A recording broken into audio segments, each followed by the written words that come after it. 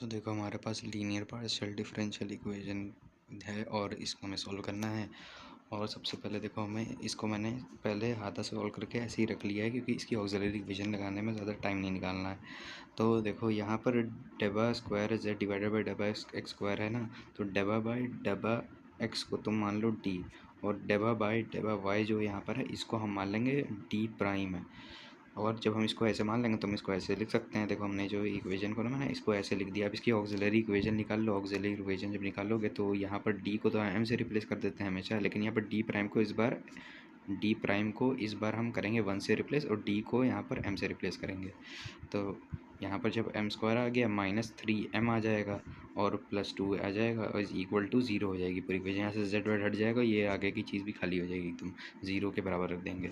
तो जब इसके रूट्स निकालोगे तो इसके रूट्स आ जाएंगे m square -2m minus m plus 2 equal to 0, और m-2 minus m-2 equal to 0। तो हो गए रूट्स इसके m-1। पहले यहाँ पर ऐसे लिख लो इसको, m इक्वल टू 1, 2 ये हो गए इसके रूट्स। अब फिर ये इससे जल्दी से सी एफ भी निकाल लो। तो सी एफ इसका निकालने ज़्यादा टाइम नहीं बर्बाद करेंगे। F1, अब y हमेशा ऐसे ही लिखा रहता है, प्लस x भी लिख देते हैं, लेकिन यहाँ पर जब इसका कोफिशिएंट मतलब कि x का जो यहाँ पर कोफिशिएंट बनाते हैं ना, तो ये जो m की वैल्यू है एक बार यहाँ पर डाल दी तो ये हो गया। उसके बाद F2 लिख दोगे, y ऐसे लिख दो, x फिर ऐसे लिख दो। लेकिन जब इसका ये 2 है ना, m इक्वल टू 2, अभी यहाँ पर इसको डालोगे तो 2 के साथ x के साथ कोफिशिएंट आ गया 2। अब इसका पी आई निकाल लो। अब पी आई निकालेंगे, अब इसमें मेन टाइम इसमें लगेगा। अब देखो ये जो इक्वेशन बनी थी ना, इसको डायरेक्टली हम ऐसे ही लिख लेंगे नीचे। तो D square -3d prime plus 2d prime का स्क्वायर। उसके बाद ये इक्वेशन बनी थी ना ये पूरी, अब इसको यहाँ पर उठा के यहाँ पर लिख दो। जब इसको उठा के पूरा का पूरा ऐसे यहाँ पर लिखोगे तो इन सबसे इंडिविजुअल इनसे मल्टीप्लाई भी तुम्हें करना पड़ेगा। तो मैं इसको I1 बोल देता हूँ, इसको I2, इसको I3। तो इसको ई की पावर 2x माइनस वाई है ना, तो ई की पावर 2x माइनस वाई को यहाँ पर लिख दो। अब इसी को पहले सॉल्व करेंगे, इसको I1 माना जाएगा, उसको नहीं, मतलब वो तो ऐसे ही है, इसको I1 माना जाएगा। अब I1 को जब सॉल्व करोगे तो देखो जो x के साथ जो कोफिशिएंट है 2 वो हमेशा जाएगा d में, जो x का कोफिशिएंट 2 है वो जाएगा d में, और y के साथ जो कोफिशिएंट है वो जाएगा d प्राइम में। तो y के साथ यहाँ पर कोफिशिएंट है -1, x के साथ यहाँ पर कोफिशिएंट है 2।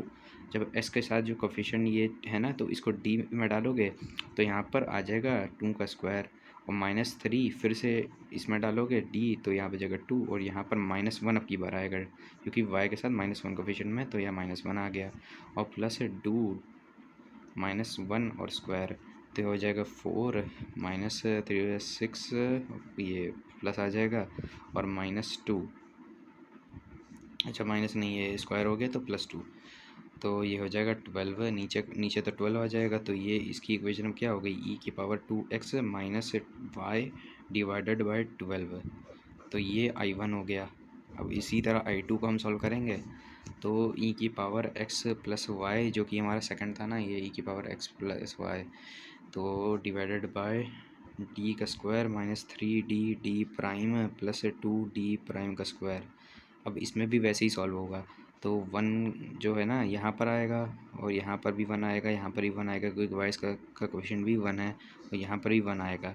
तो 1 -3 प्लस 2, जब इसको सॉल्व करोगे तो ये यहाँ पर 0 बनेगा, और ई की पावर x प्लस वाई। अब ये जाएगा इन्फिनिटी की तरफ, लेकिन इन्फिनिटी नहीं बनानी है अपने को सॉल्व करना है। तो जब भी इन्फिनिटी बने ना, ये जब भी मतलब कि सीधा बॉटम में 0 आए, तो तुम्हें करना क्या है, सिंपली ऊपर x से मल्टीप्लाई करना है और नीचे डिफरेंशिएट लगाना है। जब इसको डिफरेंशिएट करोगे ना, तो देखो यहाँ पर तो ये डी प्राइम था ना, हमने 1 माना हुआ था, तो ये तो कांस्टेंट की तरह ट्रीट हो गया, क्योंकि यहाँ पर कोई डी वी लिखा नहीं है। तो ये तो इसको जब डिफरेंशिएट करोगे यहाँ पर 0 आ जाएगा, यहाँ पर डी लिखा हुआ है तो लेकिन ये 1 है, और जब डिफरेंशिएट करोगे तो डी हट जाएगा, -3 हो जाएगा।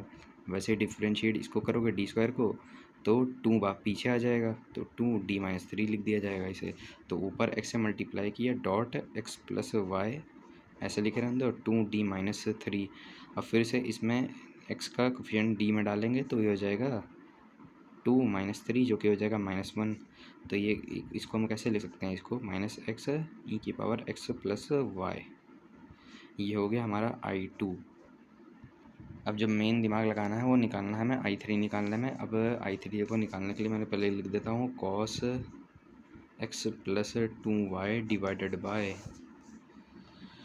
डी का स्क्वायर -3d प्राइम प्लस डू डी प्राइम का स्क्वायर। अब देखो जब कॉस में या साइन में जब भी होगा ना तो प्रोसीजर हमें सेम रहेगा। और देखो कॉस में जब भी ये एक्स के साथ जो कोफिशिएंट होता है वो हमेशा डी स्क्वायर में जब डालते हैं तो यहाँ पर जब भी कोई भी कोफिशिएंट होगा जब डी स्क्वायर में जाएगा तो ये हमेशा वन माइनस वन लिखे आएगा। तो यहाँ पर टू होता तो यहाँ पर -4 हो जाता है, ठीक है, डी में स्क्वायर में जाने में। और जब यहाँ पर थ्री डी जब डी डी प्राइम में जब कोफिशिएंट जाएगा है ना तो हमेशा इसकी भी आंसर जो होगा माइनस में ही आएगा, इसका भी आंसर जो है माइनस में ही आएगा। जब यहाँ पर जब तुम 1 डालोगे यहाँ पर 2 डालोगे तो 1 तो ऐसे ही रहेगा, ठीक है, 1 में कोई चेंज नहीं आएगा। लेकिन जब तुम 2 डालोगे y के कोफिशिएंट में हमेशा माइनस का चेंज आ जाएगा। जब 2 यहाँ पर डालोगे तो यहाँ पर -2 हो जाएगा। वैसे ही डी प्राइम में भी तुम यहाँ पर -2 यहाँ पर आ जाएगा, ठीक है। -2 नहीं, मतलब कि 2 ही आएगा। जब स्क्वायर कर लोगे तो 4 जो आएगा ना -4 हो जाएगा, ठीक है। तो अब देखो उसको करते हैं सॉल्व। तो जब एक्स का कोफिशिएंट डी में गया तो ये हो जाएगा 1 का स्क्वायर, लेकिन यहाँ पर 1 नहीं लिखना, -1 लिखना, जैसे मैंने बताया था। तो ये -1 लिख देंगे, ठीक है। उसके बाद हम -3 ऐसे लिखे रहने दो। अब डी में जब एक्स का कोफिशिएंट जाएगा, जब डी प्राइम साथ में लिखा होता है, जब एक्स का कोफिशिएंट डी में जाएगा तो कोई चेंज नहीं आएगा, 1 लिखा रहेगा। लेकिन जब डी प्राइम में जाएगा तो वाई का कोफिशिएंट चेंज कर लेगा अपने आप को, तो -2 कर लेगा अपने आप को। तो प्लस डू, अब डी प्राइम में, अब इस जब 2 का वो वाई कोफिशिएंट इसमें जाएगा डी प्राइम में तो ये हो जाएगा 2 का स्क्वायर। लेकिन यहाँ पर ना अभी देखो जब इसको मतलब कि स्क्वायर करोगे तो ये हो जाएगा 4, लेकिन अब आएगा -4, जैसे हमने यहाँ पर किया था, माइनस में आ गया था आंसर, वैसे ही अब हो जाएगा -4।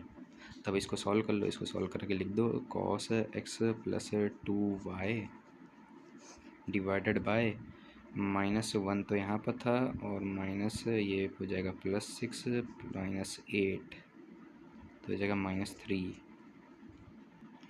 तो cos x plus 2y divided bye -3 ये हो गया हमारा I3। अब इसका सॉल्यूशन जो हमें लास्ट में लिखना है वो सॉल्यूशन हम लिखेंगे z = CF plus PI। CF तो हमारा देखो यहाँ पर था ना F1 है प्लस ये 1 है, ये इसको हटा दो, x plus F2 y plus 2x।